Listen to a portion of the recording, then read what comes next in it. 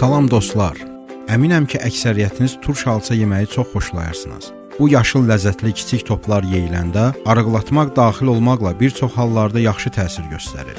Tam mövsümündə yeyilən yaşıl alçalar olduqca faydalıdır və orqanizmi bir çox xəstəliklərdən qoruyur. İndi isə gəlin bu dadlı meyvəni yemək üçün bir neçə səbəblə tanış olaq. Yaşıl alça bağ toxumasını gücləndirir. Pəhriz əsasında arıqlamağa köməkçi olur. Yüksək miqdarda antioksidant ehtiva edir. İmmunitetin güclənməsinə yardımçı olur. Stressə qarşı qoruyucudur və sakitləşdirici təsiri var. Ağız sağlamlığı üçün, xüsusilə diş ətlərinin möhkəmlənməsinə yardımçı olur. Revmatizmaya qarşı yaxşı təsir göstərir. Dəmir çatışmazlığı və qan azlığı olan xəstələr üçün yaxşı təsir edir. Qəbizliyin qarşısını alır. Eyni zamanda həzmi asanlaşdırır.